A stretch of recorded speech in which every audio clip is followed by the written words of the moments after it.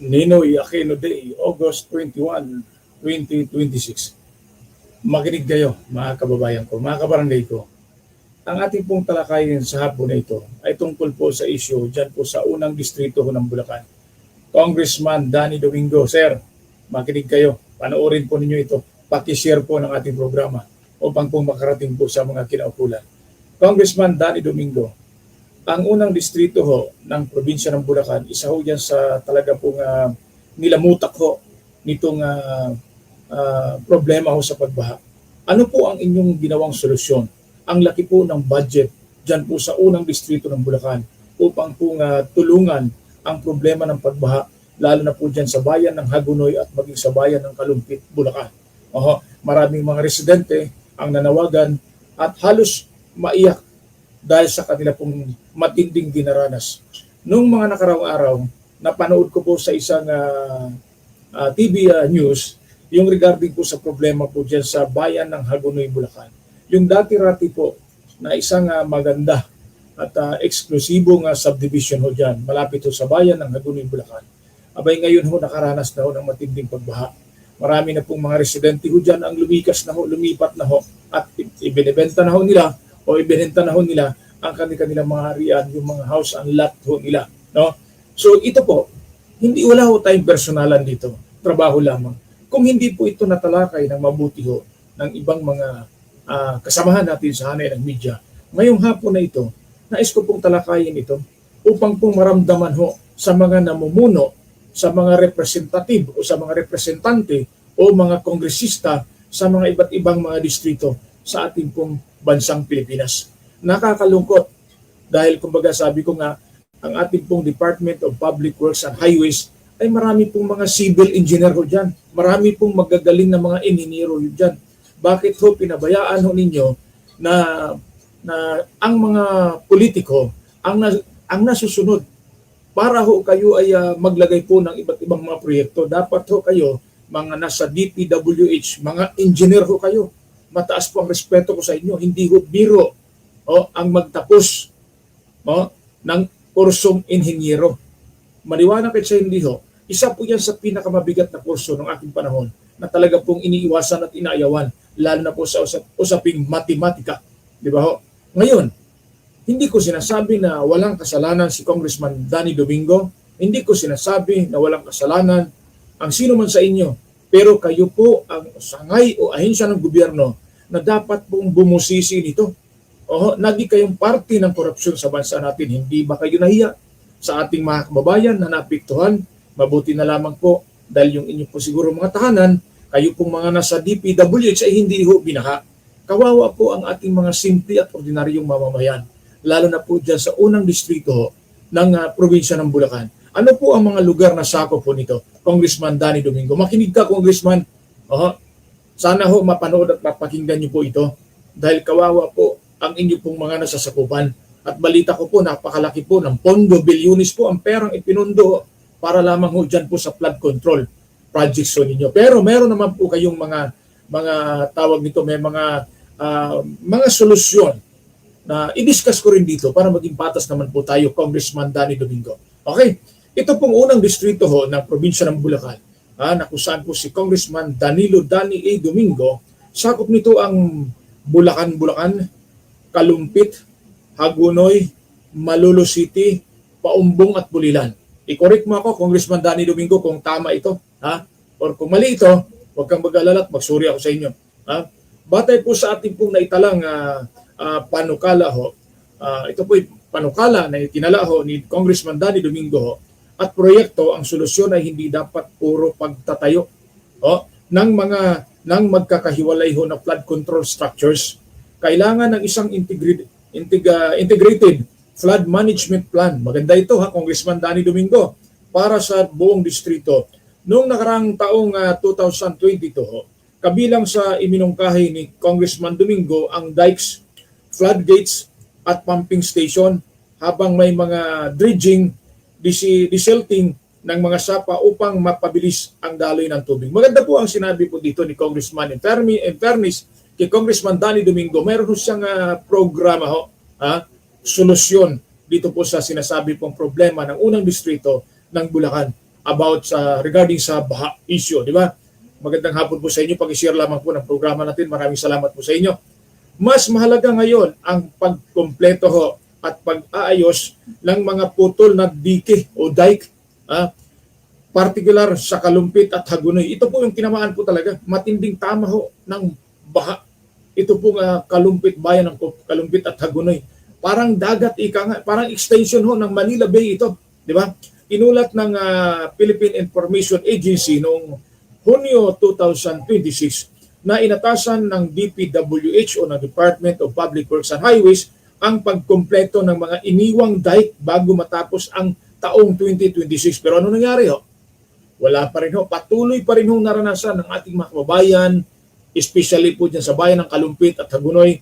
Pero ako po'y natutuwa dahil po ang gobyernong Marcos agad-agad tumugon through the effort of Department of Social Welfare and Development sa pangunguna po ni Secretary Rex Gatchalian. Kasama po ang mga punong lalawigan, ang mga opisyalis ng gobyerno upang mamigay ho ng tulong yung kanilang food pack na ibigay ho sa mga pamilyadong apektado nitong nagdaang mga pagbaha, di ba ho, ng habagat. Pinakamainam na solusyon, Integrated Flood Control Master Plan para sa buong 1st District, hindi bawat bayan na hiwa-hiwalay. Dapat ho. Kaya nga, maganda itong plano ni Congressman Danny Domingo. Congressman, kumusta na po kayo? Tuloy-tuloy ng dike system na mga critical na bahagi ng Kalumpit, Hagunoy, Bulacan at Paumbong, floodgates at pumping station sa low-lying at mabilis na bahain ng mga lugar, dredging desilting ng mga ilog, sapa at drainage channels kasabay ng regular na maintenance dapat tuloy-tuloy po ito. River assessment river easement at obstruction clearing upang hindi mabara ang natural na mga daluyan ng tubig.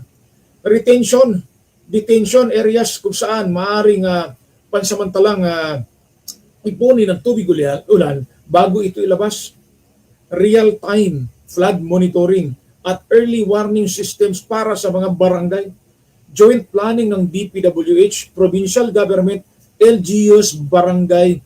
Mahalaga ito dahil ang district representative ay hindi direktang implementing agency ng DPWH project. Ngayon na lang po niyo sinabi ito, mga kabarangay ko. Ngayon na lamang po niyo sinabi na hindi po silang implementing agency. Pero bakit ho kayo nakikialam? Sa bagay, tama naman yan, may ibig sabihin oversight para ho malaman din ninyo kung saan po ang may mga problema na dapat tulungan.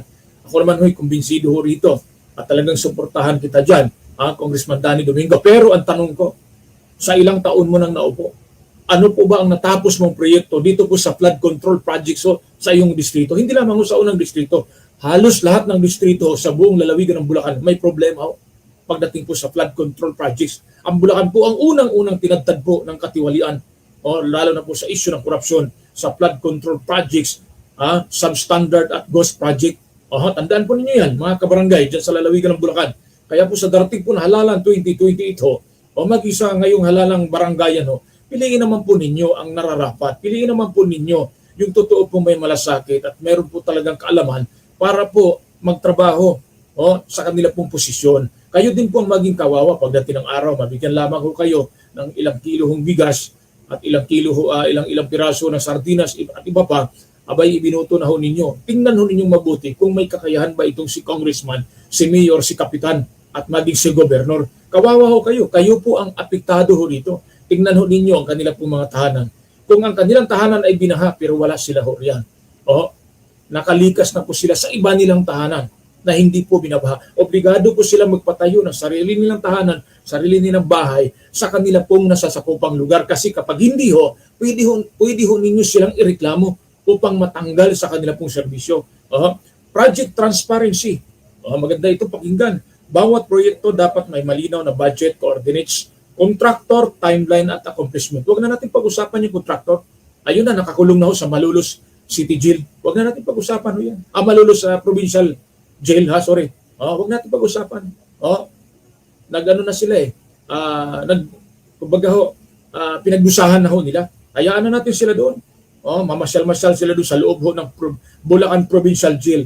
Maintenance budget ho, walang saysay ang bagong dike o pumping station kung barado o sira o walang regular na maintenance. May mahalagang institutional point dito. Si Congressman Domingo ay membro ng House of Representatives para sa Bulacan 1st District, habang ang flood control infrastructure project ng DPWH ay ipinatupad ng mga engineering office ng DPWH. Kaya ang pinakamalakas na papel ni Congressman Domingo ay itulak ang national funding, legislation at oversight, habang dapat makipag-coordinate ng maayos ang DPWH sa provincial at municipal governments para sa technical implementation. Mahalaga rin ang direktang koordinasyon sa DPWH. Yun ang sinasabi ko. Kaya nga ho, sa mga oras na ito, kumustahin lamang ho natin ito pong si Congressman Danny Domingo, kung ano po ang ibigay niyang tulong pansamantala sa kanya pong mga nasasakupan, sa kanya pong mga constituents. Congressman Danny Domingo, mukhang hindi na ho kita nakikita kong sa iyo pong area. At ako na may bihira lang po, Congressman Danny Domingo, dumayo ho sa probinsya ng Bulacan. Pero ang ibig ko lamang sabihin kong Danny Domingo, tingnan ho ninyo ang sitwasyon ng inyo pong mga kabarangay, ng inyo pong nasasakupan. Kawawa po sila. Samantalang po kayo kong sarap buhay. Di ba? Dito ho, medyo binatikos ho dito si Yusik Claire Castro, Attorney Claire Castro ho, doon po sa pagbanat ho niya sa mga guro o sa mga teachers ho. Pero ganun pa man, mayroon lamang po akong i-share sa inyo na isang topic ko sa hapon na ito. Kayo na po bahala. Bahala na kayo kung ako din ay ibabaso ninyo, nasa inyo po yan. Nais ko lamang i-share ito dahil po ito'y nabasa ko po sa isang artikulo na nagulat ako dahil ito isa sa mga problema din ng ating mga paaralan o maging ating mga guro. Reading at listening comprehension, problema rin sa ilang mga guro. Maniwala ba kayo sa hindi? Kung hindi kayo maniwala, abay, prove it. Kung naniwala naman kayo, abay, ayusin ninyo. Okay? May isang malungkot na realidad na umano'y lumitaw sa naging diskusyon tungkol sa kontrobersya sa pagitan ni Yusik Claire Castro at ilang guro ayon kay Professor Antonio Contreras. Pero bago ang lahat, pakishare lamang po ng ating programa. Maraming salamat po sa iyo. Ayon kay Contreras, ang reading comprehension o pag-unawa sa binabasa at listening comprehension o pag-unawa sa napapakinggan ay problema rin umano ng ilang mga guro, kabilang ang ilang kilalang personalidad sa hanay ng mga ito. Sa madaling salita naalala po ninyo si Vice Presidente Sara Duterte nung naging po siyang DepEd Secretary, meron po siyang mga patutsada din sa mga mag-aaral at maging sa mga guro, pero hindi binabash kasi bakit? Mas gusto nila yung mga ganung estilo o yung bang iniinsulto, binabastos sila. Pero si Yusik Claire Castro, it is the eye-opener. Ito po'y panggising lamang doon sa patulog-tulog ng mga guro. Hindi ko sinasabi na mahina ang mga guro. Hindi biro ang magtapos ng teachers o ng kursong education. Umahanga ako sa kanila at mataas ang respeto ko dahil kilala ko po ang karamihan sa mga guro, lalo na po dito malapit sa amin. At without the teacher o the teachers, walang Judyo Sibir sa harap po ninyo. Maraming salamat po sa lahat ng teachers. Pero real talk lamang po tayo, mga kabarangay ko. Kaya wag po kayong magalit. Pag-usapan po natin kung mayroon bang pwede tayong maitulong. Mayroon bang maitulong ang gobyerno para sa mga nangyayaring problema ngayon sa ating bansa. Kaya ang apektado ho rito ang apektado ho rito, palagi po ang mga otoridad. Kasi siyempre, pag may mga nangyaring kaguluhan sa loob ng paaralan, sabihin pabaya ang gobyerno, pabaya ang otoridad. Maybe ganon, pero I don't know, di ba? Ito, sa madaling salita hindi lamang mga estudyante ang maaring magkaroon ng problema sa pag-unawa, pati ang mga taong nagtuturo ay maaari ring magkamali ng interpretasyon sa isang pahayag, lalo na kung hindi ito buo at konkreto konteksto. Ngunit dito, nagiging mahalaga ang isang bagay, pag-unawa, bago reaksyon. Sa panahon ng social media, isang pangungusap lamang ay maaring maging mitya ng mahabang debate. Isang salita ay maaring tanggalin sa konteksto, isang bahagi ng pahayag ay maaring ibahagi ng paulit-ulit hanggang sa magmukhang iba na ang original na mensahe.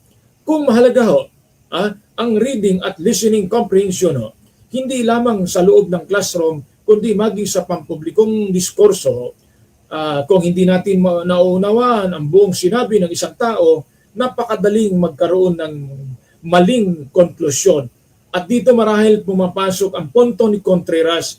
Gayunpaman, dapat ding tandaan na ang pagiging guro ay hindi nangangahulugan na hindi maaring magkamali. Ang mga guro ay tao rin. Maaari din silang magkaroon ng ibang pananaw. Maaari ding magkamali sa interpretasyon at maaari ring magkaroon ng sariling opinyon. Tama po yan. May kanya-kanya, tao lang din po sila nagkakamali at mayroon din po sila sariling opinyon. We salute the teachers. Yan po ang isa sa aking buhay na bayani. Ang mahalaga ay handa silang makinig, magbasa, magtanong at itama ang kanilang pagkakaunawa kapag kinakailangan. Alam po ninyo, ang guro, ito po yung mga gabay.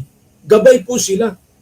Kumbaga sa isa pong PWD na gumagamit ng tungkod, sila po yung tungkod para gabayan po yung person with disability. Sila po yung gabay natin. Kaya kung sila mismo ay nasasaktan doon sa mga patutsada ni USIC Undersecretary Claire Castro, walang masama na magbigay ho sila ng kanilang opinion. Pero ang ibig ko lamang sabihin dito, tama ba o hindi tama? Ganun lamang ho yan eh. Ngunit may isa pang mahalagang bahagi ng usaping ito.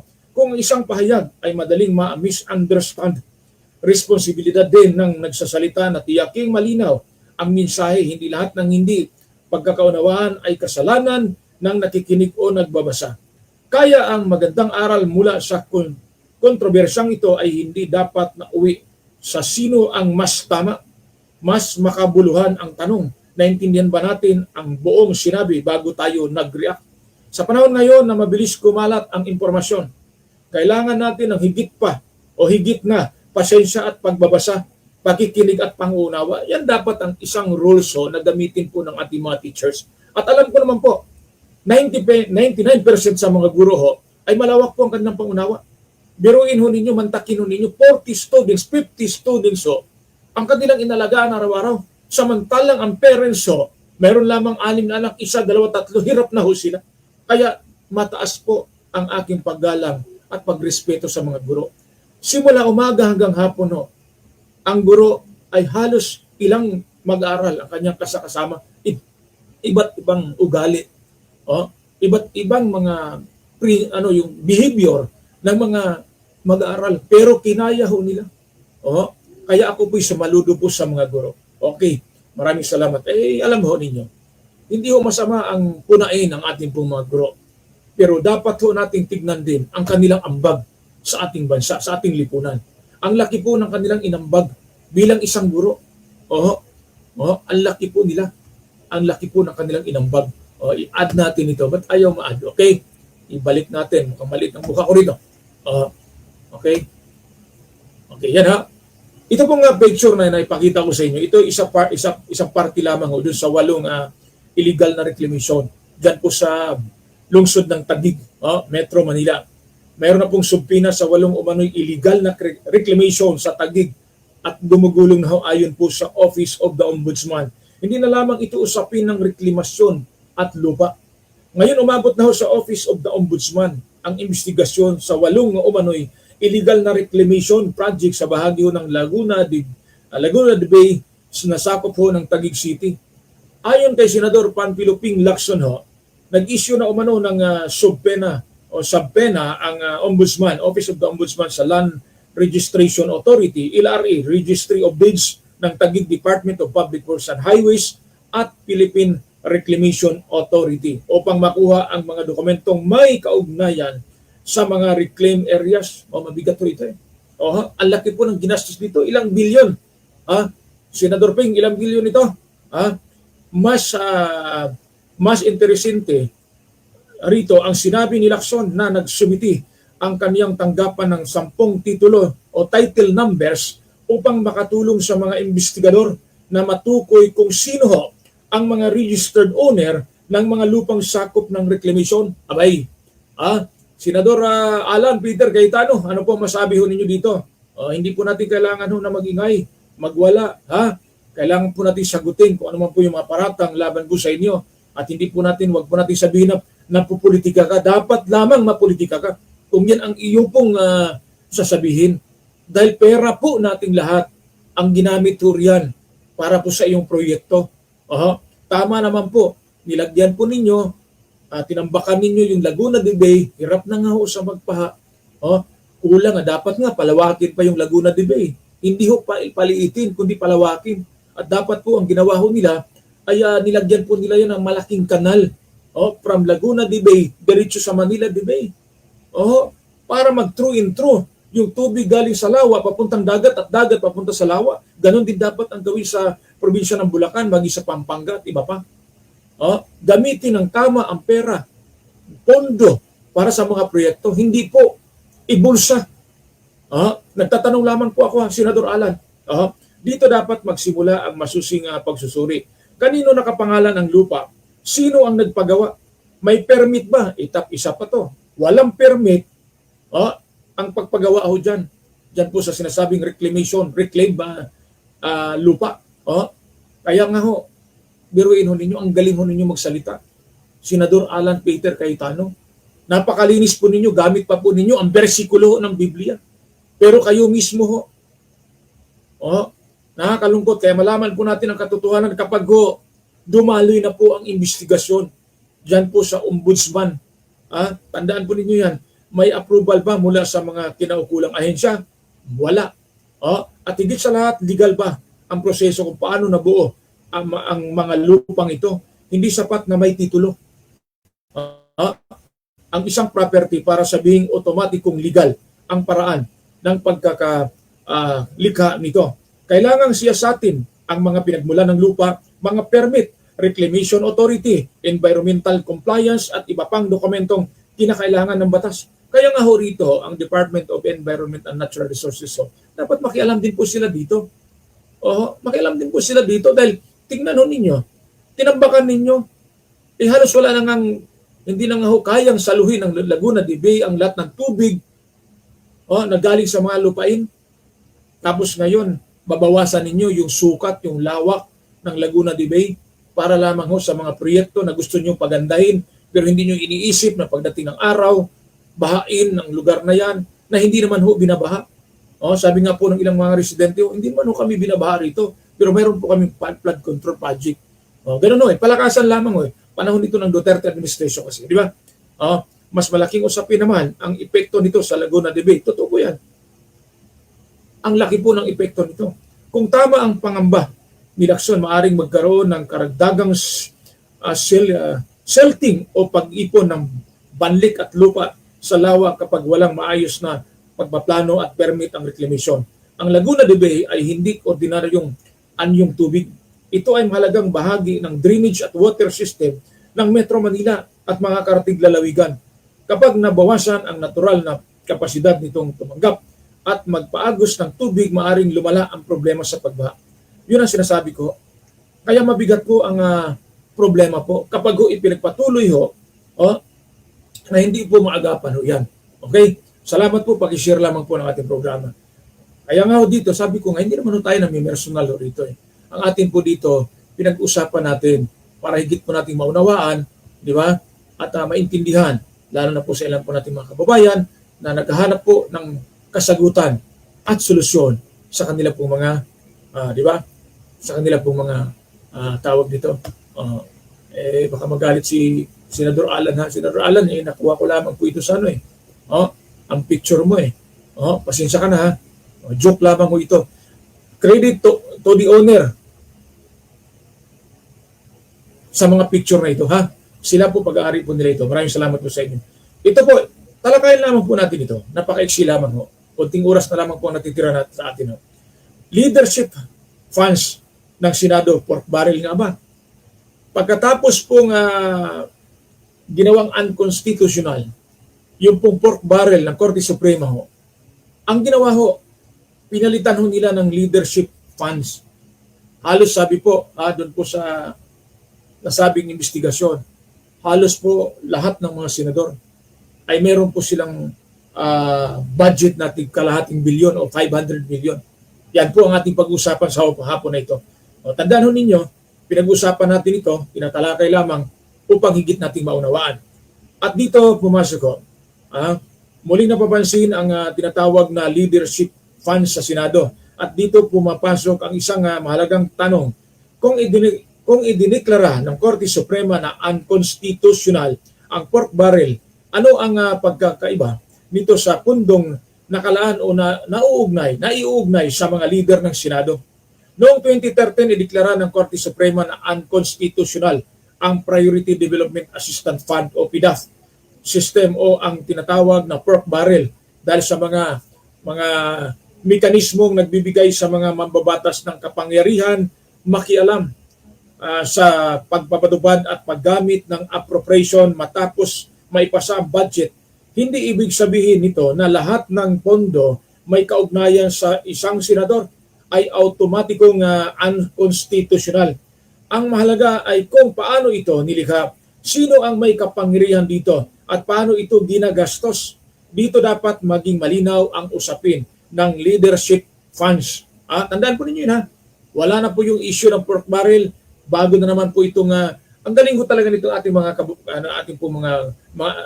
kabarangay, no? Kabarangay. Magaling po sila eh. After ng pork barrel pinalitan po ng leadership funds. 'Di ba? Ang galing mo, 'di ba? Kung ito ay lehitimong appropriation ng Senado para sa mga institutional na gastusin, kailangan itong may malinaw na legal na basihan, aprobadong budget at dokumentadong paggamit. Ngunit kung ang isang pondo ay nagiging parang personal na kapangyarihan ng isang senador o leader ng Senado upang pumili ng proyekto, lugar o benepisyaryo, natural lamang na itanong kung hindi ba ito muling binubuhay ang mismong problema na tinangka ng wakasan ng Korte Suprema. Sa ang pork barrel ay hindi lamang tungkol sa pangalan ng pondo at ang tunay na usapin ay discretion. Kung paano nila ito husgahan, di ba? Sino ang nagdidesisyon kung saan mapupunta ang pera? May proseso ba? May objective criteria ba? May malinaw bang appropriation? May transparency ba? At higit sa lahat, may separation ba sa pagitan ng legislative function at execution of projects? Hindi masamang magkaroon ng pondo ang Senado para sa lehitimong pangangailangan ng institusyon, ngunit hindi rin dapat magkaroon ng sistemang magbibigay sa isang mambabatas ng tila sariling kaban na maaari niyang gamitin upang ipamahagi ang proyekto sa kaniyang mga piniling lugar o grupo. Dahil kapag nangyari iyon, maaring magbago ang pangalan ng pondo, ngunit manatili ang lumang problema. Hindi pork barrel ang tawag, leadership fund, institutional fund, special fund. Ano man ang pangalan nito, dapat tignan ang aktual na mekanismo. Kung ang pera ay bahagi ng national budget, pera ito ng taong bayan. At kung pera ng taong bayan, dapat malinaw kung saan napunta, sino ang nagdesisyon at ano ang naging resulta. Ang pinakamalaking aral ng PDAF controversy ay hindi lamang bawal ang pork barrel. Ang aral ay ito, hindi dapat maging instrumento ang national budget para magkaroon ang mga mambabatas ng discretionary power na lumalampas sa kanilang constitutional rule. Kaya kung may leadership funds sa Senado, hindi dapat matakot ang mga senador sa pagsusuri. Ilabas ang lahat na legal basis, ilabas ang appropriation, ilabas ang rules, ilabas ang liquidation. Kung lehitimo, madaling ipaliwanag. Kung institutional, dapat mapatunayan. At kung may mekanismong kahawig ng pork barrel, dapat itong questionin. Dahil sa isang demokratikong bansa, hindi sapat na legal ang pangalan ng pondo, dapat legal din ang paraan ng paggamit nito. Ang pork barrel ay maaaring ipinagbawal sa pangalan, pero ang tanong ng publiko ay kung tuluyan na rin bang nawala ang sistema ng discretionary spending ng mga mambabatas. Iyan ang dapat bantayan, hindi ang pangalan ng pondo ang mahalaga. Ang mahalaga ay kung sino ang may hawak ng kapangyarihan sa pera ng bayan. Ayun balik lamang po tayo Tandaan po ninyo mga kabarangay. Diyan po sa probinsya ng Bulacan, hindi lamang unang distrito ang ating tatalakayin sa mga darating na araw, mga sunod pa. Lalo na po ito pong na-discover ni Secretary Vince Dizon ng DPWH na yung kanya pong pagsilip po, mismo personal niya sinilip yung daan po ng Doña Remedios Trinidad Highway at ganun din po yung Maharlika Highway ho, na kung saan po grabe po matindi ang lubak-lubak ko riyan. At base naman po na wala pong kumbaga walang sapat na pondo, sabi ho nila, pero atin pong siya sa atin yan sa darating po ng mga araw. Maybe this coming Monday or bukas, so pag-usapan po natin yan. Gusto ko po na talaga pong busisiin natin ang husto. Gusto ko pong ibulgar natin kung may katiwalian. Gusto ko pong malaman ng taong bayan kung ano po ang masama at hindi masama. Kung ito ba'y nakakatulong o nakakabuti.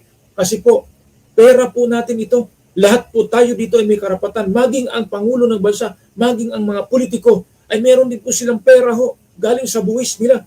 Kaya lahat tayo may pera na galing sa buwis. Kaya hindi lamang ho tayo manahimik, kundi po, lagi nating tandaan, ikaw, ako, tayong lahat ay may pakialam dito. Maraming salamat po at isang magandang hapon, mapayapang hapon sa ating lahat. Diyos mabalos at mabuhay ang masang Pilipino. Daghang salamat sa inyong tanan. God is good all the time. To God be the highest glory. God bless. Adios amigos. Bye-bye. Bye-bye.